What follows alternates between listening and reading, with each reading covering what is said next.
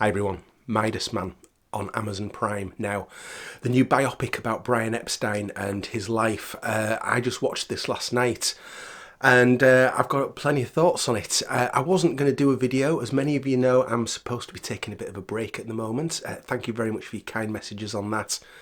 But as soon as I watched it, I found myself scribbling loads of notes and I thought, oh heck, I'm going to have to do a video on this, aren't I? So here we are. This covers really the period of Brian's life from the moment when he hears about the request for My Bonnie at the Nems music shop, that he needs to try and get this disc in from Hamburg, through to his death. That's the time period that we're looking at here. First of all, I just want to call out a few actors who I thought were really good in their roles, because I think there was some really good casting choices and really good performances in this film from various people. So I'll go through this fairly quickly. Directed by Joe Stevenson. The people who I thought were really good were Jacob Fortune Lloyd playing Brian, Eddie Marsan and Emily Watson as Brian's parents, excellent. Blake Richardson as Paul McCartney, the best portrayal of any of the Beatles in this movie. Charlie Palmer Rothwell was superb as George Martin. Darcy Shaw, excellent as Cilla Black. And Adam Lawrence, who played Pete Best, I thought was very good as well. He really got Pete's voice well, I thought, on that. There were a couple of strange casting choices here. Those of you that will have seen the film will know one of them that I'm going to come on to. Jonah Lees as John Lennon. Now, I don't want to say anything negative about Jonah Lees personally, because he's a very good actor, no doubt about that. But he was miscast as John Lennon here. He's considerably shorter than the other Beatles, which is very off-putting on film. And the character is played almost exclusively as a jokey part. Now, we obviously know that John and all of the Beatles were funny guys. They were always having these quips, but I think we didn't see enough of the hugeness of John's personality in this movie. It was almost like it was portrayed as more like the Davy Jones in the Monkees character, and it just didn't sit right with me at all. If anything, if you're going to cast somebody who is not the size of the actor, for the size of the character, for somebody like John Lennon, you'd almost want somebody a bit bigger to convey just what a huge personality he was. And I'm afraid that doesn't come across in the movie. One thing I was thinking was, you barely see the Beatles' feet in this movie. So could they have not put him in some sort of big heeled shoes to at least bring him up to the right height? Even that would have been less off-putting. So I thought it was a strange choice. The other one was, again, a very good actor, Eddie Izzard, the comedian. He plays Alan Williams, the Beatles' original manager. And I think one of the big things with Alan Williams' personality that all Beatles fans know is he's got a very distinctive voice, which I'm not going to attempt to do, but it's sort of a quite high-pitched, squeaky little voice.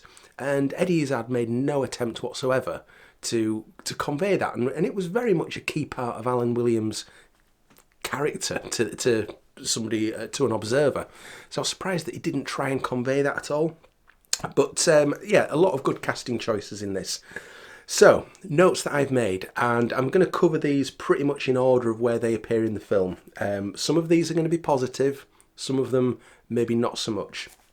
The first one, and one of the biggest red flags for this film, I do not understand, for a film that is obviously very well researched, for some examples that I'll come on to, why on earth did they have Brian and his family referring to themselves as Epstein, when they were very clear that they regarded their name as Epstein?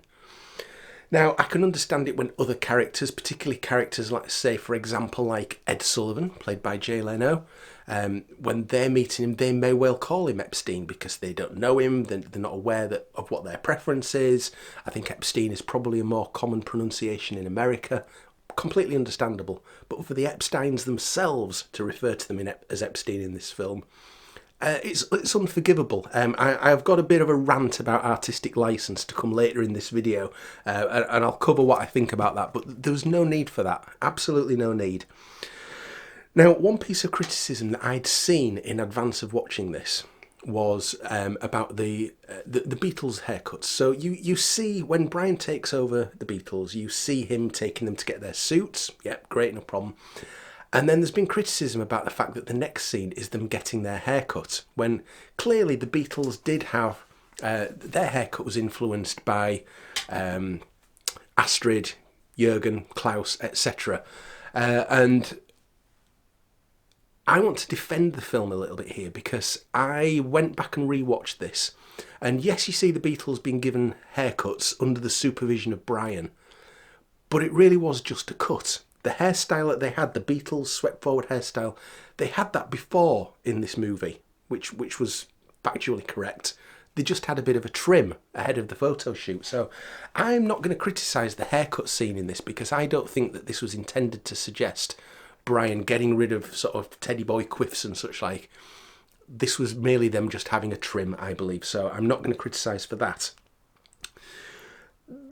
Throughout this film, there is a year appears on screen. As the year changes, as we go into 1964, for example, it says 64 on screen. As we go into 66, same. 1962, it's really weird, because we see the Beatles go for their Decca audition, which we know was 1st of January 1962.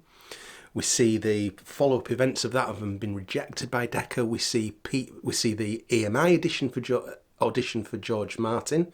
Not audition, sorry, I'll come on to that in a moment. And then Pete Best being sacked by the band, or the deed being done by Brian. It's only then does it flash up on screen, 1962. Well, most of the major events of 1962 have already happened in the film. So I didn't understand. Again, that felt to me a little bit lazy. Why could they not have put 1962 on screen at the point where the Beatles are heading for the Decca audition? A simple change doesn't harm the film, the narrative in any way, but it stops people like me and you, who are keen Beatles fans, who know that that's wrong, from having to be unduly critical about it. It doesn't quite make sense to me. There is then there's a couple of important points that are touched on without going into further detail in the film, which is understandable. They can't go into depth about absolutely everything. This would be a 100-hour film. That I thought showed how good their research was. And the first one was when it talks about Brian insisting to George Martin that the Beatles have a contract before they come down to London to do their June 1962 session. And it was long thought for decades that, they did an audition and George Martin sort of signed them up. But it's now known from the paperwork that that's not actually what happened. They did actually secure a contract, and that first visit in June 1962 was them under contract. So the fact that they touched upon that, I thought was very good and showed a lot of good research. The scene where Brian sacks Pete Best from the band, again, is another example of where I thought this shows good research.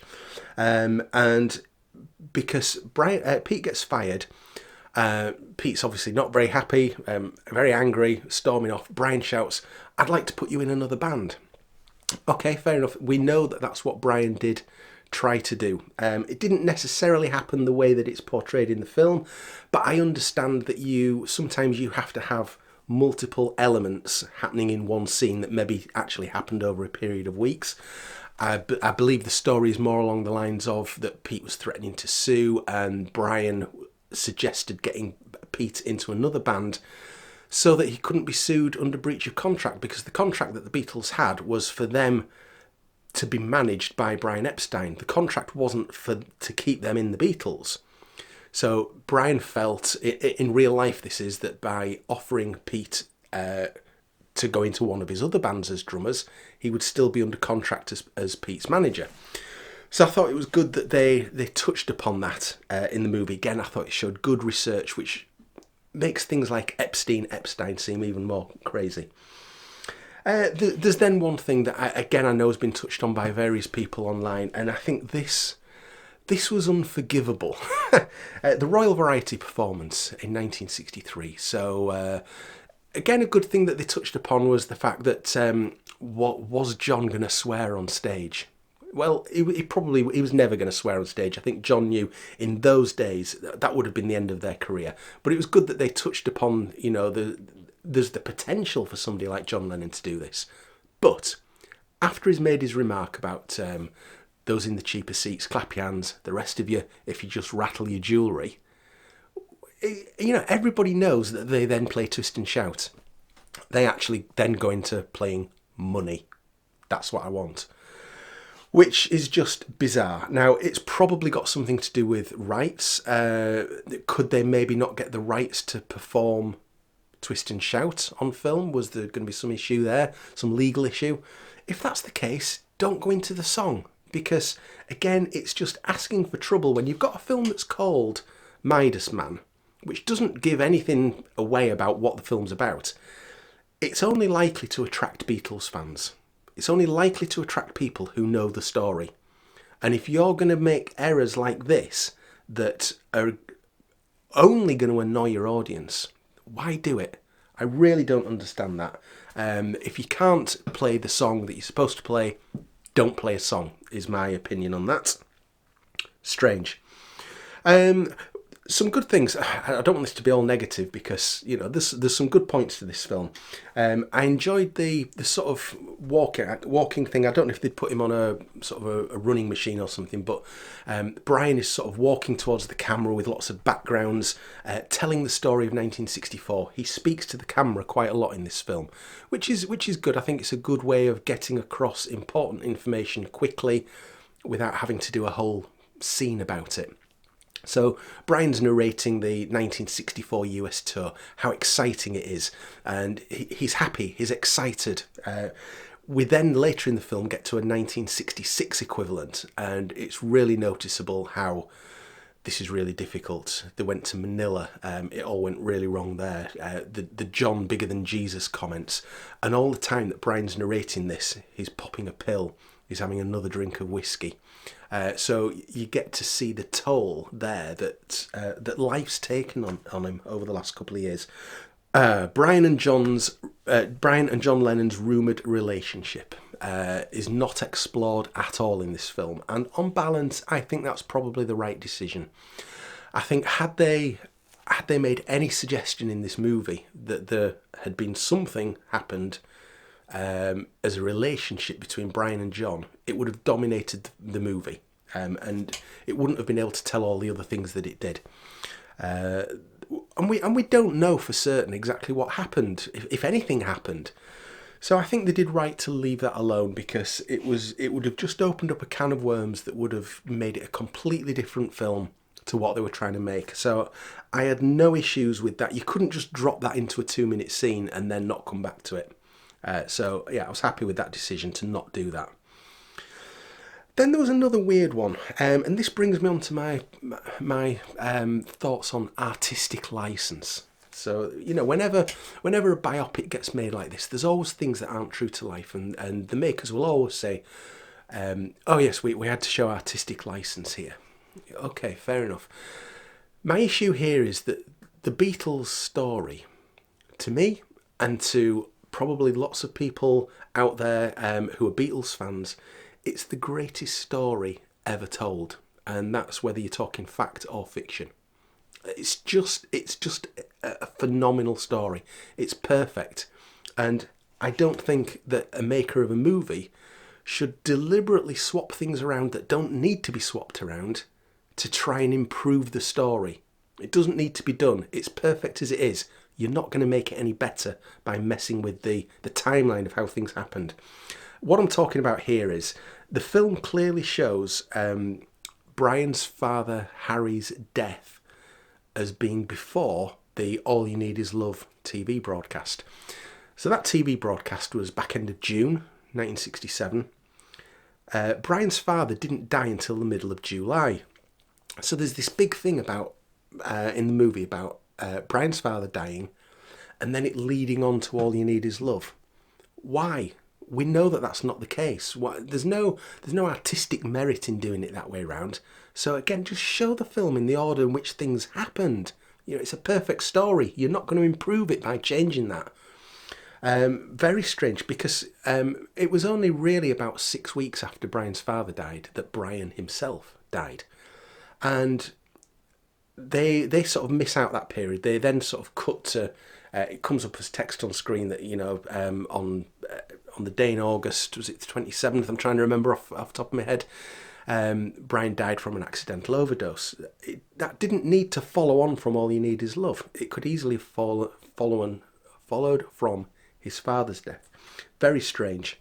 There was a couple of things at the end of the film that I think are really important that just weren't covered at all, and I think would have helped the film make a little bit more sense. So, there was no mention at all about Brian's fears over, did the Beatles need him anymore? They'd stopped touring. Brian's contract was almost at an end with the Beatles. We know in real life Brian Epstein had massive fears about, are the Beatles going to drop me? They don't need me anymore. Is my time with them at an end? That's not explored at all. And when that's going through his head at the time when he takes an accidental overdose, it just seems bizarre to miss that out. And the other thing is, there's a real sort of symbolic part to Brian's death that I don't understand why they didn't at least mention. So, of course, when Brian died, the Beatles were in Bangor, North Wales, visiting the Maharishi. And it's always been sort of seen as really symbolic about the fact that the Beatles were visiting somebody who, as far as Brian was concerned and as far as the Beatles were concerned at that time, might have become their new sort of spiritual leader.